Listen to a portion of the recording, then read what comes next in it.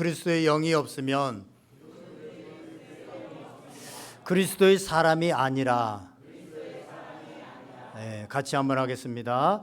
누구든지 그리스도의 영이 없으면 그리스도의 사람이 아니라. 아멘. 예. 연인 무더위와 장마 가운데 몸과 마음이 지칩니다. 이번 주부터 아마 기업체들 또 휴가가 시작되는 걸로 알고 있는데, 육체가 쉬는 것도 중요하지만 참된 안식을 주신 분은 사실은 하나님이십니다. 그리고 그 안식일로부터 어찌 보면 기독교가 생겼는지도 모릅니다. 주님 안에서 참된 안식을 누리는 복된 시간 될 수 있기를 간절히 바랍니다. 지금 우리는 계속해서 로마서의 말씀을 가지고 은혜를 나누고 있습니다. 오늘은 로마서 8장입니다. 성경이 다 중요하지만 많은 학자들과 성경학자들이 성경 중에서 딱 한 장만 읽어야 된다면 어디를 읽을까라고 했을 때 로마서 8장을 읽어야 된다라고 하시는 분들이 참 많이 있습니다. 특별히 마틴 로이드 존슨 목사님, 의사이기도 했던 그분이 목회자가 되어지고 말씀을 이렇게 전하고 살아가는데, 우리 몸의 지체 중에서 몸이 다 중요하지만 그래도 더 귀히 쓰이는 것이 있고 더 귀하고 중요한 기관, 심장 같은 거 있잖아요. 심장은 그냥 몸의 지체 중에서 죽으면 몸이 다 죽어버리는 거잖아요. 더 중요한 것이 있듯이 성경에서 가장 빛나는 보석이 있다면 그것이 로마서 8장이다라고 그렇게 얘기를 합니다. 그래서 제가 신학교 다닐 때 신약 개론 수업을 할 때 이 로마서 8장 말씀을 다 암송해서 중간고사 때 이 로마서 8장을 다 쓰는 것을 시험으로 냈던 그런 기억이 있습니다. 그만큼 중요하다는 거죠. 여러분들도 자꾸 읽으시고 또 외울 수 있으면 외우면 좋겠다라는 생각이 듭니다. 지난 시간 우리는 로마서 7장을 통해서 구원받은 우리가 성결에 이르기까지, 성화에 이르기까지 가는 과정 가운데 우리 내면에 갈등이 있고 어떤 그 갈등들을 겪게 되어지는 그런 과정들에 대해서 얘기를 했습니다. 이처럼 우리가 거룩하게 하나님 앞에서 살아가려고 하면 우리 안에 전쟁이 있는데, 왜 전쟁이 있느냐? 우리 안에 육신이 있어서, 육신은 이 죄의 법을 따르려고 하고 또 우리 안에 하나님의 법이 있어서 이 죄의 법과 육신의 법이 계속해서 싸우고 있기 때문에 그것이 갈등으로 실제 삶 속에서 나타난다라는 것입니다. 로마서 7장에서 말하고 있는 이 바울의 내적인 이 갈등, 이 상황에 대한 설명이 없었다면 수많은 그리스도인들, 거룩하게 살려고 했던 그리스도인들이 아마 깊은 좌절에 빠졌을 것입니다. 그리고 이러한 사실에 대해서 알지 못했다면 예수님을 믿어도 결국은 죄의 문제는 해결할 수 없구나, 나를 변화시킬 수는 없구나 라고 생각하고 거룩하게 되기를 포기하고 그냥 대충 믿으면서 세상 사람들처럼 할 수 있는 건 하고 좀 착하게 살고 거기서 끝났을 것입니다. 그러나 이 로마서 8장에, 이 로마서 7장에 이 바울의 이 고백, 이 대사도의 그 고백을 통하여서 우리가 이 갈등이라는 것은 오히려 우리를 거룩함에 이르게 하는, 성숙하게 하는 생산적인 갈등이다라고 하는 것을 알게 되어지고, 오히려 우리가 그 과정 가운데서 위로함을 받고 또 힘을 내서 계속해서 앞으로 전진할 수 있게 되어진다라는 것입니다. 이제 오늘 로마서 8장 말씀입니다. 정말 주옥 같은 많은 분들이 이 성경 중에 반지로 말하면 큐빅의 가장 빛나는 부분이다라고 하는 8장 말씀, 이렇게 시작합니다. 우리 1절 2절 말씀 다 같이 한번 읽어보겠습니다. 시작. 그러므로 이제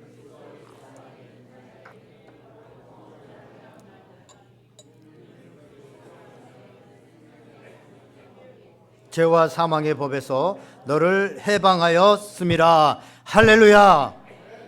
7장에서 그렇게 갈등하고 그렇게 죄의 문제로 고민하고, 그런데 8장에 오니까 놀라운 축복, 해방되었다라고 하는 축복을 말씀하고 있습니다. 이제 예수 안에 있는 자에게는 결코 정죄함이 없다. 예수 믿으면 죄를 지어도 죄를 정죄받지 않는다라고 말하고 있습니다. 엄청난 은혜입니다. 엄청난 축복입니다. 갈등을 했던 사람에게는 더 크게 다가오는 은혜의 말씀입니다.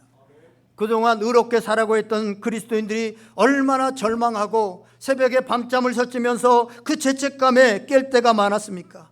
아무리 노력해도 똑같은 죄에 넘어지고 스스로 자책했던 그 무거운 마음들, 왜 나는 이 정도밖에 안 될까? 내가 진짜 예수님을 믿는 거 맞나? 라고 하는 그런 생각까지 갔던 적이 얼마나 많이 있습니까? 그러다가 또 넘어지고, 그러다가 이제 결론은 할 수 없다 좌절하고 있을 때 한 음성이 들렸습니다. 그리스도 예수 안에 있는 자에게는 결코 정죄함이 없다. 그리스도 예수 안에 있는 자에게는 정죄함을 받지 않는다. 할렐루야. 그야말로 복음입니다. 복음. 그야말로 기쁨입니다. 이 갈등을 했던 사람들, 이 갈등을 하면 할수록 이 말씀이 더 크게 들려옵니다. 이 한 문장이 모든 것들을 바꿔 놓습니다. 죄를 자책하면서 죽어갔던 수많은 사람들이 이제 숨을 쉬면서 살아나기 시작합니다. 죄책감의 감옥에서, 정죄의 사슬에서, 죽음의 그림자에서 걸어 나오게 하는 말씀이 그리스도 안에 있는 자에게는 결코 정죄함이 없느니라. 그래서 제가 우리 사제의 기도를 하고 나면 반드시 이 말씀을 선포하잖아요. 이게 사실이니까. 이게 얼마나 놀라운 일입니까? 얼마나 놀라운 복음입니까? 이 일이 어떻게 해서 가능하게 되어졌습니까? 우리 3절 4절에 이것에 대해서 얘기합니다. 율법이 육신으로 말미암아 연약하여 할 수 없는 그것을 하나님은 하시나니 곧 죄로 말미암아 자기 아들을 죄 있는 육신의 모양으로 보내어 육신의 죄를 정하사 육신을 따르지 않고 그 영을 따라 행하는 우리에게 율법의 요구가 이루어지게 하려 하심이니라. 아멘. 율법의 요구가 있었다는 것. 율법은 우리가 죄를 지으면 죽게 되어지고 생명을 내놓아야 되는 그것이 율법이었습니다. 그것을 가르쳐 주는 것이 구약의 희생제사, 동물의 제사들이었습니다. 죄의 값은 생명이기 때문에 죄를 지으면 반드시 누군가가 죽어야 됩니다. 그런데 누군가 나를 위해 대신 죽어줄 수가 없습니다. 나를 사랑하는 부모님이나 아내나 남편이라도 나를 위해서 죽어줄 수, 왜냐하면 그들은 다 죄인이어서 자기 죄값 감당하기도 못하고 있기 때문에 그렇습니다. 그때 우리를 창조하신 사랑의 하나님께서 자기 아들을 보내서 십자가에 매달아 죽게 하셨습니다. 그래서 예수님이 십자가에 못을 박을 때, 그 손목을 관통할 때 그것은 내 죄 때문이었고, 이마에 찢김을 받을 때 그것은 내 교만 때문이었고, 창에 옆구리를 찌를 때 그것은 나의 반역 때문이었습니다. 하나님은 죄를 모르는 예수님에게 나의 죄를 대신 씌우셨습니다. 왜? 도대체 왜? 오늘 본문을 의거해서 말씀드리면 율법의 요구를 이루어서 우리를 그리스도 안에서 하나님의 의가 되게 하기 위해서, 말이 좀 어렵습니다만 어쨌든 하나님의 그 율법을 우리가 완전히 이루어서 하나님의 의를 이루는 사람이 되게 하기 위해서 예수 그리스도를 십자가에 못 박아 죽게 하셨다고 하는 사실입니다. 그래서 예수님의 그 십자가의 죽음은 단순한 죽음이 아닙니다. 내 죄와 그분의 의가 교환되어지는, 바뀌어지는 시간입니다. 그 십자가 위에서 내 죽음과 그분의 생명이 바뀌는 것입니다. 그래서 오늘 성경의 표현대로 말하면 우리에게는 이제 적용되는 법이 달라졌습니다. 적용되는 법이 달라졌습니다. 예전에는 죄를 지으면 죄와 사망의 법이 우리를 죄로 죽게 만들고 사망하게 만들었습니다. 그런데 이제 법이 바뀌어서 다른 법이 적용되어져서 예수 그리스도 안에서 생명을 누리게 하는 생명의 법이 적용되어집니다. 그래서 이제 정죄함이 없다는 겁니다. 예수 그리스도께서 이루신 그 구원의 역사로 인해서, 그 십자가로 인해서 우리는 정죄받지 않게 되었다는 것입니다. 할렐루야. 이제 우리는 정죄의 시대를 살아가는 것이 아니라 정죄의 시대가 끝나고 은혜의 시대를 살아가게 되어졌다는 것입니다. 그런데 여전히 많은 그리스도인들이 은혜가 아니라 여전히 율법으로, 행위로 구원을 받으려고, 하나님께 인정을 받으려고 합니다. 아직도 다른 사람들과 자기 자신을 정죄의 시각으로 바라보면서 죄와 사망의 법의 지배를 받고 있는 그런 신앙생활을 하고 있다고 하는 사실입니다. 사랑하는 여러분, 우리는 그리스도 예수 안에서 정죄함이 없습니다. 이 사실을 믿으시기를 바랍니다. 그러면 우리는 해방의 기쁨, 정말 구원의 기쁨들을 누릴 수 있습니다. 다시 한번 기억하시기 바랍니다. 우리는 그리스도 안에서 정죄함이 없습니다. 그런데요, 사실 제가 예수 안에 있는 자에게 결코 정죄함이 없다라고 하는 것 때문에 시험 들 뻔했고 미끄러질 뻔했습니다. 제가 중고등학교를 다닐 때 같은 동네에 같이 교회를 다니는 한 누나가 있었는데 좀 제가 보기에는 영 행실이 별로 좋지 않았습니다. 그 당시에는 이렇게 여학생이 남자들하고 뭐 자꾸 다니고 뭐 이런 것들 굉장히 안 좋게 보이는데 자꾸 남자들하고 뭐 다니기도 하고 뭐 오빠들 뭐 제가 보기에는 어쨌든 뭐 말과 행동이나 이런 것들이 믿는 자의 그 거룩한 모습이 아닌데 부흥회 목사님이 오신다든가 또 무슨 성경 공부 이런 시간에 여러분 죄 사함을 받아 우리는 천국 갈 수 있습니다. 여러분 믿습니까? 그러면 죄 사함 받아 천국에 갈 수 있다고 하는 이 확신, 저는 뭐 조금 듣기는 했지만 아직 확실한 믿음을 갖지 못하고 있기 때문에 그 말을 들을 때마다 막 내 더럽게 생각했던 막 죄악된 생각들 또 누구에게 좀 못된 일 했던 거 막 이런 것들이 생각나면서 확신이 있습니까? 천국 갈 확신이 있습니까? 그러면 예! 라고 대답을 잘 못하겠는 거예요. 그런데 이 자매는 그냥 그런 망설임 전혀 없이 이 누나는 거침없이 네! 라고 대답합니다. 그러면 평소 그 누나의 행실이나 이런 것들을 전혀 알지 못하는 그 강사 목사님이나 그 교사들은 이게 진짜 믿음이라고, 이게 이런 확신이 있어야 된다고 뭐 그렇게 얘기를 하는 거예요. 저는 예수님 믿고 죄 사함 받아 천국 간다는 이 구원의 확신과 여전히 내 안에 있는 죄악과 그 누나의 모습을 보면서 혼란이 되는 거예요. 예수님이 나의 죄를 위해서 십자가에 돌아가셨다는 사실을 믿으면 그냥 아무렇게나 살아도 정죄함 받지 않고 구원받아서 천국에 가는 것인가? 헷갈렸습니다. 성경은 그렇게 말하고 있는데 여러분 어떻게 생각합니까? 예수 믿으면 정죄받지 않고 구원받아 천국 가는 거 맞습니까? 네, 맞잖아요. 맞아요. 그런데 이 정죄함이 없다는 이 은혜가 저를 혼란스럽게 만들었습니다. 또 그렇게 생각하는 다른 분들도 있습니다. 지난번에도 한번 제가 예를 든 것 같은데 예전에 나왔던 영화 밀양이라고 하는 영화에 그 아이를 유괴해 가지고 살해한 사람이 이제 감옥에 갇히게 되어지잖아요. 감옥에서 예수 그리스도의 복음을 듣고 예수님을 믿게 되어졌습니다.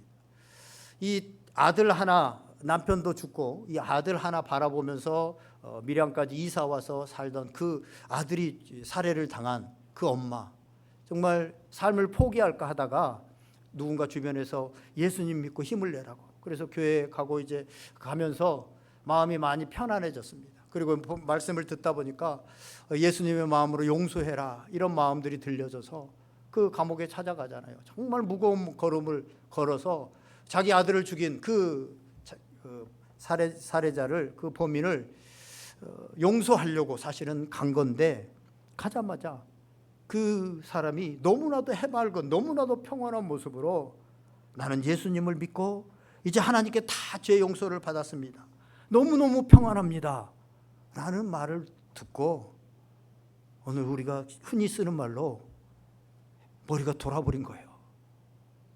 그리고 믿음이 연약했던 그는 하나님께 그런 하소연을 하죠. 하나님, 내가 용서한 적이 없는데 나의 마음은 이렇게 아직도 무거운데 하나님 왜 먼저 용서했습니까?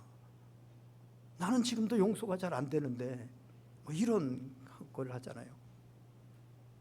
이러한 명백한 잘못을 저지르고 다른 사람들의 마음에 깊은 상처를 주고 아픔을 주고도 나는 정죄받지 않았다, 나는 예수님의 십자가로 모든 죄를 용서받았다, 나는 이제 의로운 자다, 그래서 나는 천국에 갈 수 있다 라고 하는 것을 어떻게 받아들여야 되느냐는 거죠.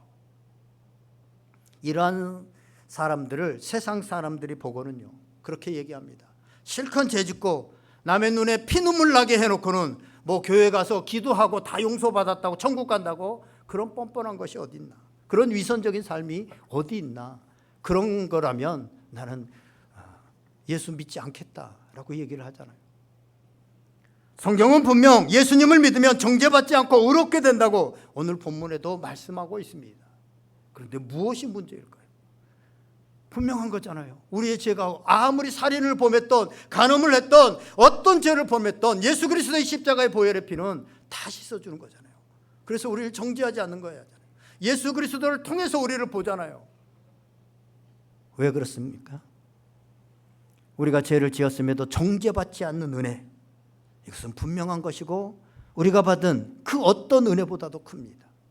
그런데 이것을 성경 공부를 해서 교리적으로 이해하게 되어지면 이상한 이런 신앙이 되어집니다. 그러면 어떻게 해야 되는 걸까요? 예수 믿는 자는, 정죄를 받지 않는 자는 이 은혜는 반드시 성령이 임하셔서 우리를 이끄신다라고 하는 사실과 함께 믿어져야 됩니다. 오늘 본문 2절을 보세요. 예수 안에 있는 생명의 법이 아니라 생명의 성령의 법. 4절에 보면 육신을 따르지 않고 그 영을 따라 행하는, 우리에게 그 영을 따라서 행하는, 이 영이 성령이잖아요. 퓨뉴마. 오늘 우리가 읽은 짧은 이 11절의 말씀 가운데 성령이라는 단어가 11번 언급됩니다. 따라서 우리가 예수 그리스도 안에 있는 자에게 결코 정죄함이 없다라는 사실과 성령님이 우리 안에 있다는 사실을 믿을 때 온전한 구원의 기쁨이 정말로 나의 기쁨이 되어지는 그런 완전한 믿음이 된다고 하는 사실입니다. 그런데 이 사실을 바울을 통해서 오늘 처음 말씀하시는 것이 아니라 이미 구약에서부터 쭉 사람이 살아나게 되어지고 하나님이 기뻐하시는 자로 살아가게 되는 것은 오직 성령을 통해서 되어진다. 우리가 잘 아는 스가랴서 4장 6절의 말씀은 이는 사람의 힘으로 사람의 능으로 되어지지 않고 오직 하나님의 영으로 성령으로 되어진다라고 말씀하고 있습니다. 그 예를 잘 보여주는 것이 또한 에스겔서 37장입니다. 에스겔서 37장에 보면 하나님께서 에스겔을 한 골짜기로 이렇게 데리고 가는데 그 골짜기를 멀리서 보니까 뼈들이 가득합니다. 가까이에서 보니까 그 뼈들이 다 말라 있습니다. 완전히 수분이 하나도 없는 상태로 완전히 말라 있는 그 상태를 보면서 하나님께서 에스겔에게 말씀합니다. 이 뼈들이 능히 살 수 있겠느냐? 그것을 바로 앞에서 보면서 에스겔이 대답하기가 참 난감합니다. 하나님이 옆에서 말씀하시는데 아니라고 하기도 그렇고 뼈를 보니까 그렇다고 하기도 그렇습니다. 그러니까 뭐라고 말합니까? 주 여호와여 주께서 아시나이다, 이렇게 대답을 합니다. 그랬더니 뭐라고 말씀합니까? 이 뼈들에게 대언하여 이르기를 마른 뼈들아 여호와의 말씀을 들을지어다 라고 마른 뼈들에게 대언하라고 합니다. 그랬더니 그 말씀을 대언하니까 막 뼈들이 서로 막 맞춰지기 시작하고 들어맞고 연결되고 거기에 막 힘줄이 생기고 가죽이 생깁니다. 막 호로처럼 막 부부부부 일어나서 사람의 모습이 막 되어지는 거예요. 그런데 생기가 없습니다. 생기가 없으면 사람이 아닙니다. 그렇죠?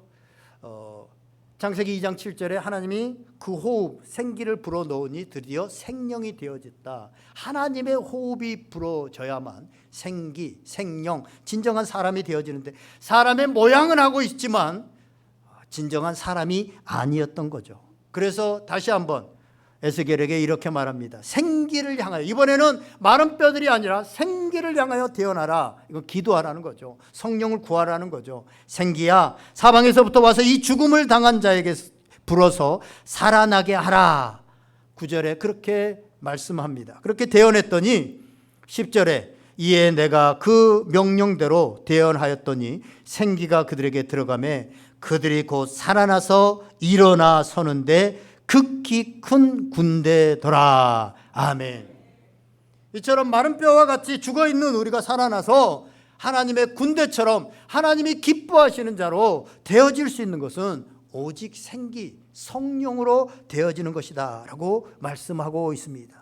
그래서 부활하신 예수님께서 제자들 연약하고 하나님의 일을 감당하지 못하고 구원의 확신을 갖지도 못하고 그렇게 살아가고 하나님의 기뻐하시는 일을 하지 못하는 그들에게 요한복음 20장 22절에서 숨을 내쉬며 가라사대 성령을 받으라.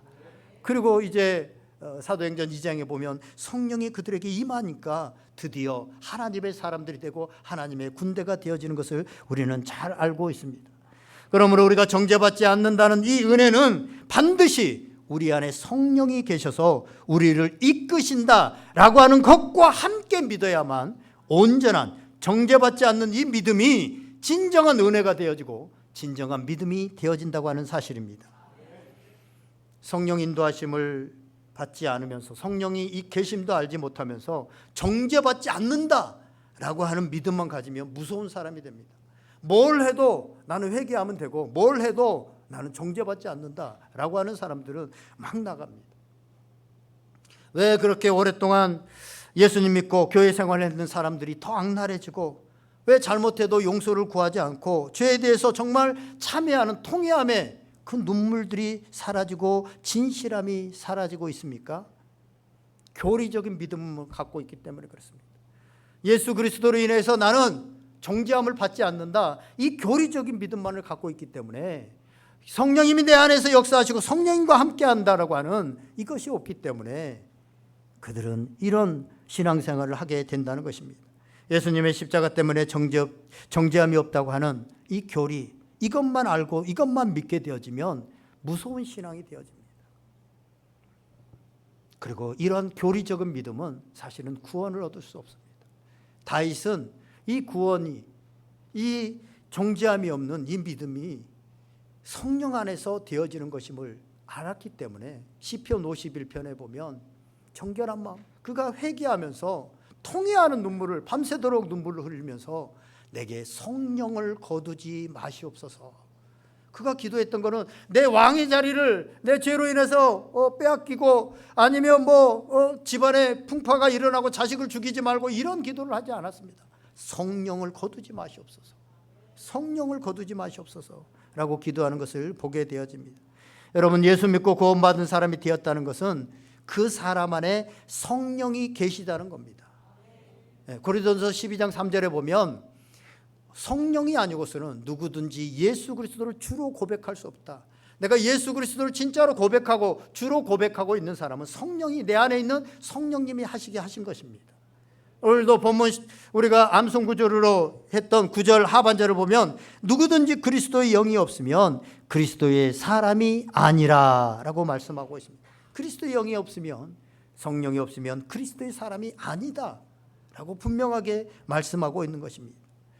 그렇다면 우리 안에 성령이 있음을 알고 성령을 따라 살면 어떤 일이 일어날까요? 우리 5절 6절 말씀 다 같이 한번 읽어보겠습니다. 5절 6절 말씀, 5절 시작. 육신을 따르는 자는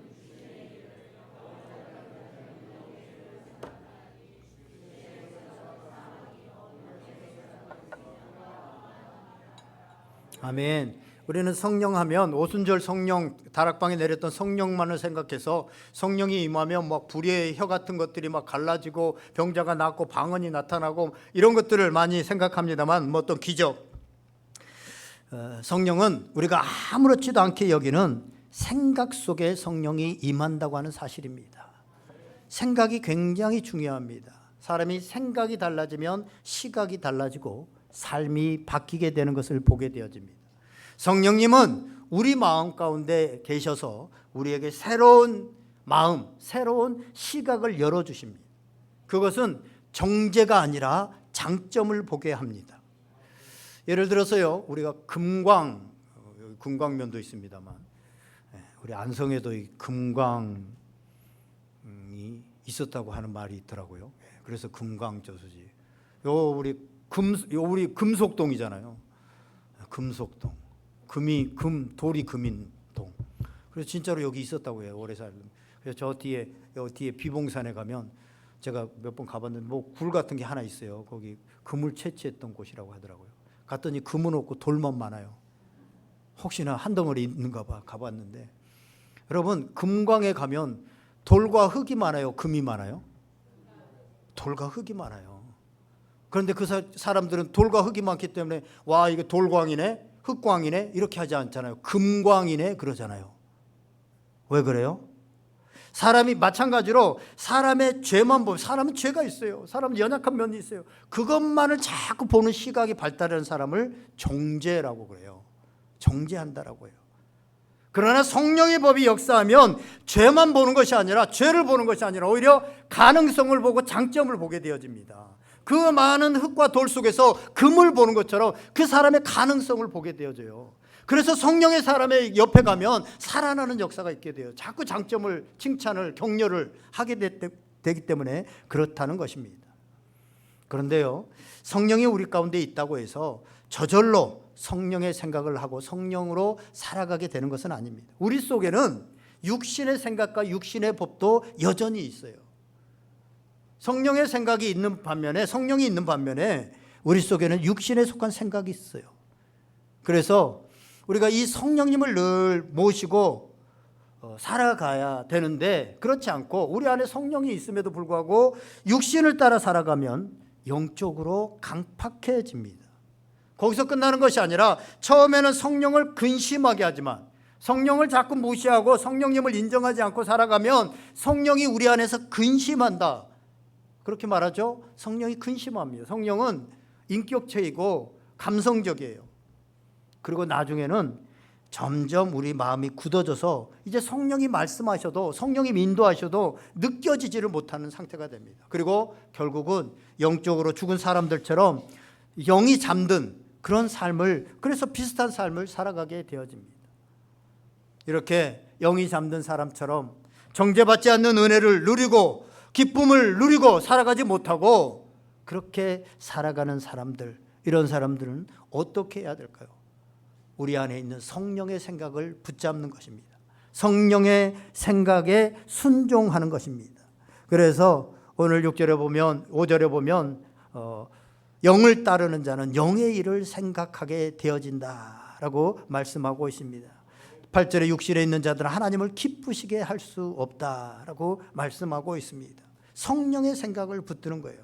육신을 따라 살지 않고 그 영을 따라 행하는 우리에게 성령의 은혜가 부어지고 성령의 인도하심이 있게 되어진다라는 것입니다. 언젠가도 말씀드렸는데, 인디언들 그 할아버지들, 손자들 이렇게 앉혀놓고 하는 얘기 가운데 늑대 이야기를 해주잖아요. 우리 안에는 검은 늑대와 흰 늑대 두 마리가 살고 있단다. 이 검은 늑대와 흰 늑대가 살고 있는데 어느 늑대가 이기고 어느 늑대가 득세하느냐, 우리가 밥을 주는 늑대가 이기게 되어지고 승리하고 득세하게 되어진다. 마찬가지입니다. 우리 영적으로 보면 우리 안에는 생명의 성령의 법이 있고 우리가 육신의 사망의 법이 있는데, 우리가 어느 쪽에 자꾸 관심을 갖고 어느 쪽에 자꾸 우리가 밥을 주고 어느 쪽의 말에 자꾸 귀를 기울이고 어느 쪽으로 나아가느냐에 따라 그거에 득세를 합니다.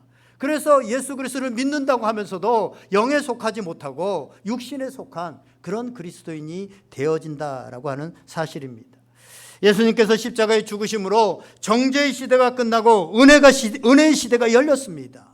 이제는 내 안에 성령님이 계심을 알고 성령의 음성에 순종하는 사람에게 이 성령의 법이 나타나게 되어지고 작동하게 되어진다고 하는 사실입니다. 수천吨의 이 비행기가 철덩어리잖아요. 엄청나게 무거운, 수천 톤은 될 거예요, 그 무게가. 그런데 하늘을 납니다. 분명 무거운 것은, 무게가 있는 것은 놓으면 떨어진다. 그렇죠? 놓으면 떨어진다. 아무리 이게 좀 가벼운 것도 무게가 있기 때문에 놓으면 떨어지잖아요. 그러면 이게 중력의 법칙이라고 그러잖아요. 이 비행기는 어마어마하게 무겁잖아요. 뭐 이 정도 무거운 정도가 아니잖아요. 그런데 비행기는 하늘을 앓고 구름을 뚫고 하늘을 날아오르며 하늘을 가로질러서 날아갑니다. 왜 그래요? 중력보다 강력한 양력이라는 것이 있습니다. 날게 하는 양력의 법칙이 작용하고 있기 때문에 그렇습니다. 우리 그리스도인의 삶도 마찬가지입니다. 죄와 죽음의 법이 여전히 존재합니다. 여전히 죄와 죄의 유혹도 우리의 삶에 있습니다. 그럼에도 불구하고 우리가 나를 수 있는 것은 성령의 바람을 타고 성령의 양력을 받아서 날아오르면, 은혜의 날개를 펴면 날아오를 수 있다고 하는 사실입니다.